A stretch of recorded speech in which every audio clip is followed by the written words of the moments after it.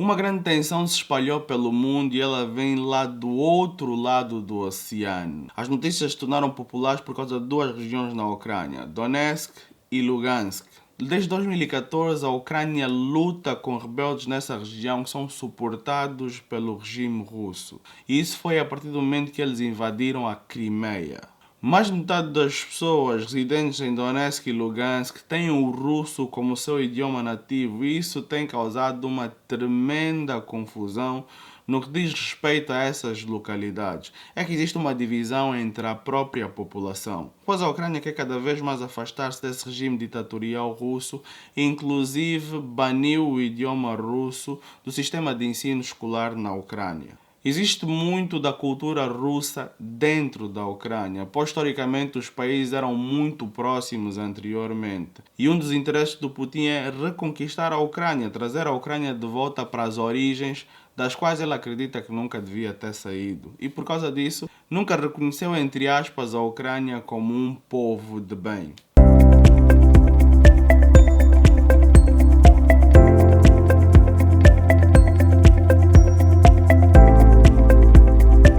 Toda essa divisão levou com que o presidente Putin declarasse a partir do seu sofá, na sua casa, estes dois estados como independentes. Imagina só, ele está lá, olha, agora, por causa da segurança de todos os cidadãos russos residentes em Donetsk e Lugansk, estes dois estados são automaticamente independentes. No país do outro, você mesmo faz isso. Azar não é só óbito, né? Mas pronto, vamos continuar com o assunto. A Rússia então enviou 100 mil soldados, imaginem só, 100 mil soldados para a Ucrânia. E esse processo não começou agora em fevereiro de 2022. Pelo contrário, esse processo já começou desde abril de 2021. A Rússia, depois de ter tomado a Crimeia, que era parte da estratégia do presidente Putin, pode colocar quantos soldados quiser no território ucraniano e pode fazê-lo também por meio da Moldávia. Então, basicamente, por mais resistentes que os ucranianos sejam, eles não têm nem sequer um quarto do poder militar da Rússia, então fica quase impossível vencer essas batalhas. Mas talvez essa guerra possa ser vencida pelos ucranianos, não de forma militar, mas por causa da resistência e da união que o seu povo tem mostrado até agora. Porque para Putin conquistar a Ucrânia, é necessário que essa batalha seja a menos sangrenta possível, para que não exista aquele senso de raiva dentro dos ucranianos. Porque uma vez que os ucranianos não aceitem de facto a tomada de posição da Rússia dentro do seu país, fica muito difícil que o Putin consiga concretizar os seus objetivos de facto. Talvez a maior diferença nesse processo é exatamente o posicionamento do povo ucraniano que decidiu juntar forças e inclusive civis têm lutado para proteger o seu próprio território. Ao contrário de muitas outras guerras que acontecem no mundo em que o medo tem invadido a população civil, a Ucrânia decidiu unir-se e pedir a ajuda do mundo todo para com eles lutarem contra a Rússia. Mas vamos entender melhor o que é que isso significa e como é que isso potencialmente pode acabar e influenciar todo um mundo, toda uma economia e todos os processos que nós entendemos como normais. Então, se queres continuar a receber esse conteúdo de valor, subscreve o canal e ativa o sino das notificações. Fora toda a história do passado, um dos grandes intervenientes desse processo é com certeza a OTAN. A OTAN é algo que você certamente deve ouvir várias vezes e se calhar não compreendeu o que quer dizer. A OTAN significa Organização do Tratado do Atlântico Norte. Em inglês, North Atlantic Treaty Organization.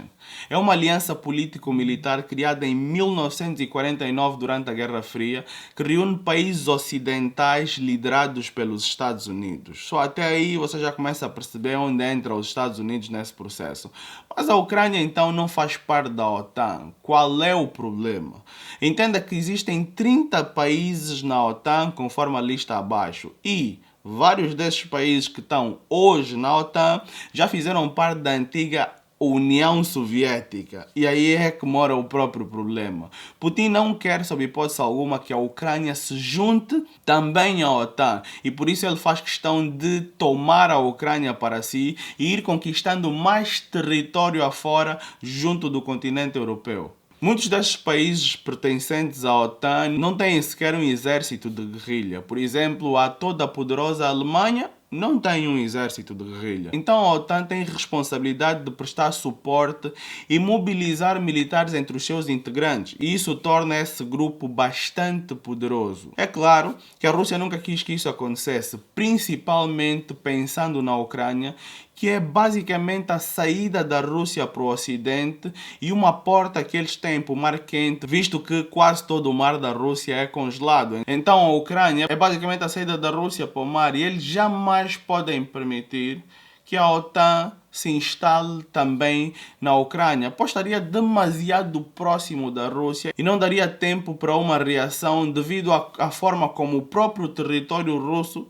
está estruturado. A Rússia é o maior país do mundo a nível de extensão de terra. No entanto, a maior parte desse território é plana e não habitada, tornando muito vulnerável em caso de invasão. Para terem noção, a Rússia ocupa 1/8 da extensão de terra do mundo. É como se tu pegasses uma folha de papel e dividisse em 8 pedaços. Um pedaço é a Rússia e os outros 7 são o resto do mundo. É incrível o tamanho da Rússia. Do total do território russo, 75% está do lado asiático e apenas 25% está do lado europeu. Deve ser por isso que eles não se consideram nem asiáticos nem europeus. Eles dizem que são russos.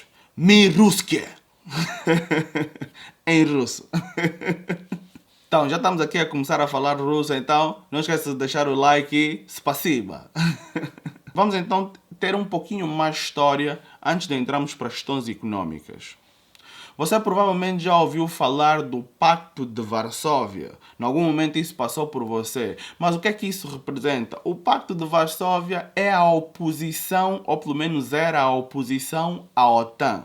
Então, em contraposição à OTAN, a União Soviética, juntamente com os países socialistas da Europa Ocidental, formaram em 1955 o Pacto de Varsóvia. Seu objetivo era proteger o regime socialista e expandir a sua área de influência. Formado pela aliança entre a União Soviética, Polônia, Alemanha Oriental, Tchecoslováquia, Hungria, Romênia, Bulgária e Albânia, o Pacto de Varsóvia atuou basicamente nas crises internas dos próprios membros. Foi o que ocorreu em 1968 na Tchecoslováquia durante a Primavera de Praga. Com a desintegração do Bloco Socialista e o fim da União Soviética, o Pacto de Varsóvia foi dissolvido em 1991. No entanto, a OTAN existe até hoje. Se olharmos para o fim da Guerra Fria e a reestruturação da OTAN, vamos ver que ela ficou muito mais fortalecida com a queda dos seus adversários.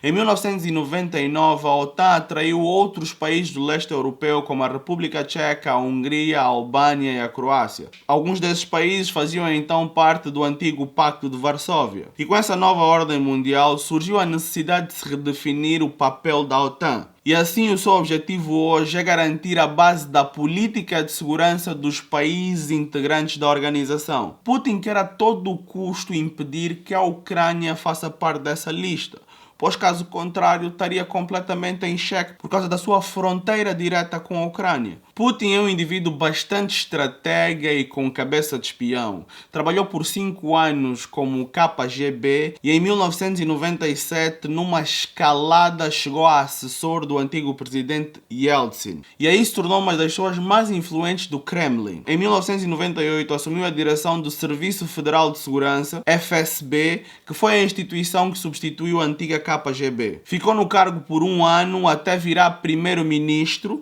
mas 4 meses depois assumiu a presidência da Rússia. Putin chegou aonde finalmente queria, depois de dolorosamente em 1989 ter assistido a Alemanha Oriental a cair, onde ele trabalhava como KGB, e em 1991 ter visto o final da União Soviética. Virou presidente eleito em 2000 e desde lá nunca mais saiu. Em 2008, no entanto, depois do seu segundo mandato, virou primeiro-ministro, mas na verdade era Putin que comandava a Rússia. Voltou às eleições em 2012, ganhou 2 mandatos até 2020 e depois alterou a Constituição para poder ficar até 2036. Acho que Putin deve ser africano, né? E quanto ao presidente ucraniano nessa história, quem é, o que representa e o porquê é que nós achamos que esse indivíduo particular está a ser transformado num herói pelo próprio Putin? Quanto a Volodymyr Zelensky, o sotaque tem que ser esse, tá a ver? Quanto a Volodymyr Zelensky, é presidente ucraniano desde 2019 e ganhou muita notoriedade nessa invasão à Rússia. Talvez até antes disso não conhecesse o nome Volodymyr Zelensky, mas agora está bem popular na tua cabeça. Apesar de ser formado em economia, teve uma brilhante carreira como ator. Sim, o presidente era ator até bem pouco tempo e era comediante. Participou de uma série local em que, por sinal, desempenhava o papel de presidente. Ou seja, ele era presidente no cinema e de repente ficou presidente na vida real. Uau! A série em que ele era presidente estreou em 2015 e o mesmo partido da série foi então criado pelos funcionários do canal de TV onde ele trabalhava, levando Zelensky a ganhar as eleições ao antigo presidente Poroshenko com 73,2% dos votos. É incrível! Ele era muito popular e é um presidente bastante popular na Ucrânia porque devido ao cinema e da comédia. O passado do presidente ator deixa muitos ucranianos céticos. Devem ser aqueles ucranianos russos, né? Com certeza, que não ficaram nada felizes com a ideia da eleição do presidente. E se vocês seguirem o presidente no Instagram, vão conseguir ver os discursos dramáticos que ele faz e o quão bem ele fala diante das câmaras e como é que ele conecta. Dá para sentir ali algo a mais diferente dos outros presidentes. É um indivíduo bastante carismático e está consigo a levar todo o seu país a unir-se diante dessa guerra contra a Rússia como se de um filme se tratasse. Nós estamos a ver várias pessoas civis a juntarem-se pela causa e a abraçarem de facto a sua nação de uma maneira nunca antes vista. E isso tudo muito comovidos pela forma como Zelensky tem levado essa guerra, dando o peito, estando na guerrilha com os soldados, motivando todo o seu exército a todo instante. No dia 28 de fevereiro, a Ucrânia submeteu oficialmente um pedido para fazer parte da União Europeia. E isto pode colocá-los mais próximo de fazerem parte da OTAN, que é o que o Putin não quer. Inclusive, neste mesmo dia, houve uma reunião entre os dois países na Bielorrússia, num território neutro. No entanto, nada foi concluído por ali. Nós no Dinheiro Limpo temos as nossas opiniões particulares com relação a esse assunto. E pensamos que talvez, se a Ucrânia quisesse ser neutro, podia tirar mais vantagens dos dois lados. Porque também ter a Rússia como inimigo o tempo inteiro talvez não seja das melhores coisas que possam acontecer. Mas, se eles querem revolução, eles vão lutar por ela até o final. Vários países do globo impuseram sanções pesadas contra a Rússia de modo a enfraquecê-lo nessa guerra. Por quê? Porque eles não podem simplesmente tomar decisões militares, pois a Ucrânia não faz parte da OTAN. Então, existe uma união para punir completamente a Rússia no seu setor financeiro e daí enfraquecer e talvez levar a Rússia a recuar. O que eu acho muito difícil. Os Estados Unidos anunciou um bloqueio na exportação de tecnologia, bloqueio nas contas de empresários e instituições russas na América, cancelamento da venda de produtos importados da Rússia nos Estados Unidos, como por exemplo a vodka, e os bancos russos foram banidos do sistema SWIFT nos Estados Unidos. Ou seja, fica agora muito complicado fazerem transferências internacionais bancárias, o que complica muito as negociações sem a possibilidade dessas ordens de pagamento na rede SWIFT. No Reino Unido, mais de 100 indivíduos ficaram com os bens congelados, incluindo o oligarca Roman Abramovich, que teve de abrir mão do Chelsea Football Club, inclusive, um clube muito rentável que lhe dá muito dinheiro. Mas como ele tem uma ligação direta com o presidente Putin, aliás, sempre suportou o regime do próprio presidente, então o Reino Unido puniu pesado. E também houve um cancelamento na exportação de tecnologia para a Rússia. Boris Johnson disse inclusive: continuaremos com a missão sem remorso de espremer a Rússia da economia global. pesado, hein? A Nova Zelândia e Taiwan também colocaram cortes diretos no comércio e cortes importantes, visto que Taiwan é líder global na produção de semicondutores. Japão e Austrália também congelamento dos bens russos, e a União Europeia anunciou bloqueio nas contas, corte no espaço aéreo, perseguição à elite russa, bloqueio tecnológico. Mas quanto à rede SWIFT ainda há um ceticismo, ainda há meio com medo de grandes potências. A Alemanha não se pronunciou, porquê? Por causa da grande dependência que vários países da Europa têm sobre o gás russo. A própria Alemanha depende em mais de 60% do gás proveniente da Rússia, o que lhes coloca em xeque para imporem sanções pesadas. Então existe ali muita situação política e econômica que deve-se ter em consideração durante esse processo. Agora, se olhamos um pouquinho para o lado da economia e dos investimentos, as guerras são péssimas para o mercado no curto prazo, mas no longo prazo se mostram excelentes desde a Segunda Guerra Mundial, por pior que seja dizer uma coisa dessa. Todos os mercados internacionais de Japão, Europa,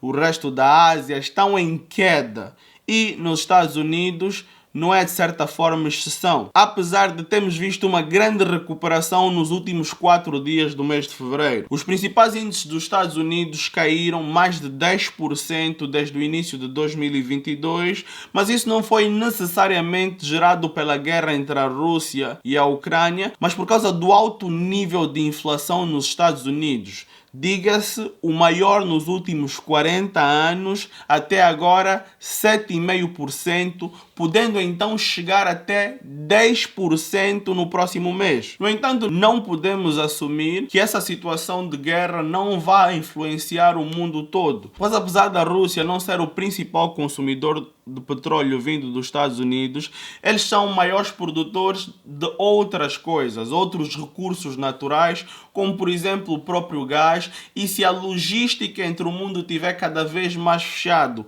com a subida do preço do petróleo, várias outras coisas devem aumentar também. Então as pessoas vão começar a sentir muito em breve coisas como os combustíveis cada vez mais caros. E se os combustíveis ficam cada vez mais caros, todo o processo logístico fica cada vez mais caro. E com essas barreiras de países que podem importar de uns e não podem importar de outros por conta das sanções, diminui mais ainda a quantidade de produtos em circulação e faz com que o preço dos produtos também se elevem. Então não se vai sentir só na bolsa de valores, mas também vai se sentir os efeitos inflacionários nos Estados Unidos, a subida do preço do petróleo que vai influenciar diretamente os seus derivados, como plásticos, cosméticos e combustíveis, também a subir, e a guerra na Ucrânia e nos Estados Unidos, tudo isso vai sentir bem no bolso.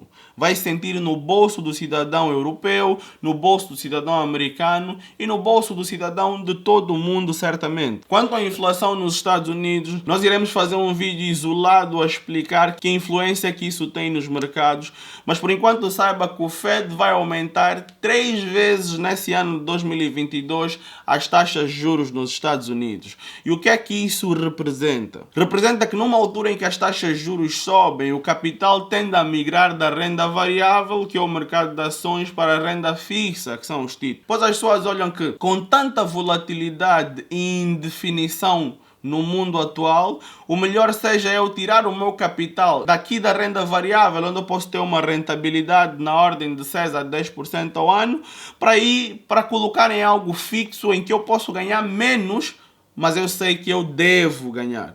Então o aumento das taxas de juros, eles sempre aparecem como medida quando nós temos inflação muito alta. Aliás, se vocês lembrarem, em julho do ano passado, de 2021, o Comitê de Política Monetária em Angola aumentou a taxa BNA, que é a nossa taxa básica de juros, de 15,5% para 20%, de modo a estimular o cidadão a investir e a poupar o seu dinheiro e reduzir o excesso de moeda em circulação. É normal que a gente veja a inflação nos Estados Unidos Unidos, mas também no mundo todo, porque devido ao Covid-19 existiu muita necessidade de os governos ajudarem o seu povo e eles tiveram que fazer muita injeção de capital com as perdas de emprego, fechamento das indústrias e o lockdown como um todo. Então, essa injeção de capital na economia só foi possível ter sido feita devido a uma impressão de dinheiro. E vocês sabem, quando se imprime dinheiro para injetar na economia, cria sempre inflação por causa do excesso de moeda em circulação,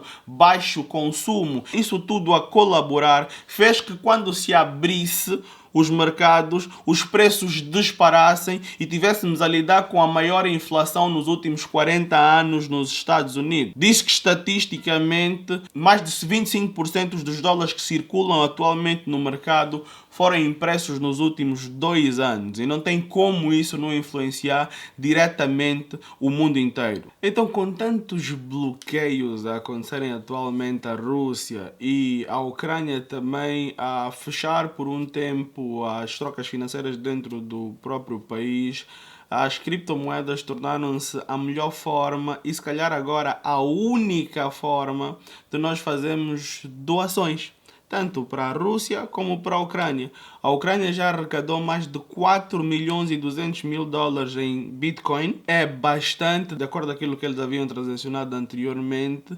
E a Rússia quer basicamente fazer todas as suas operações em Bitcoin. Olha, agora nós conseguimos ver o exato poder que as criptomoedas têm na descentralização de processos. Porque uma vez que a Rússia recebe todas essas punições, todas essas medidas restritivas do mundo todo, a única coisa que lhes resta é um canal que os governos não podem controlar. E é exatamente isso que acontece nesse momento.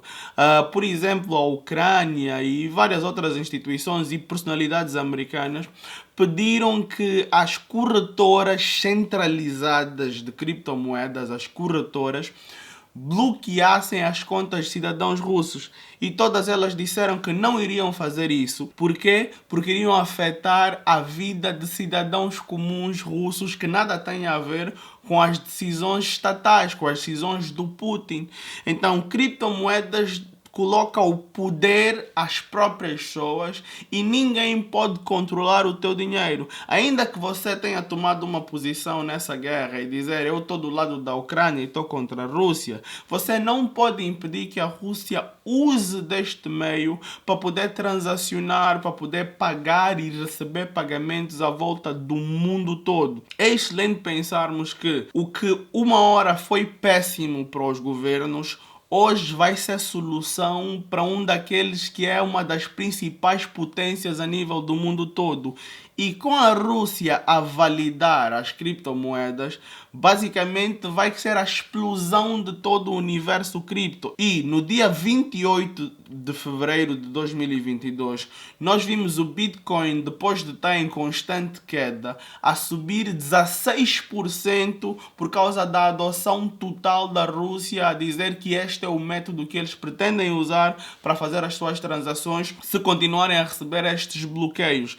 E o bom do Bitcoin é o facto de ela ser uma moeda não inflacionária. Se nós formos olhar para o rublo perdeu muito valor durante esses últimos 4 dias, não é? Estamos a olhar para ali de 23 a 27, 28 de fevereiro. O rublo perdeu muito valor com relação ao dólar. O governo russo tentou adotar uma medida que foi pegar em mais de 1 bilhão de dólares e converter na sua própria moeda para manter liquidez e para tentar preservar o valor da própria moeda. Falaram com todas as indústrias do país para que vendessem o que têm de reservas em moeda estrangeira, mas é claro que isso não aconteceu, porque essas indústrias, muitas delas são privadas e precisam também de certa proteção. Mas o que está a acontecer com todas essas medidas é afundar cada vez mais a moeda da Rússia.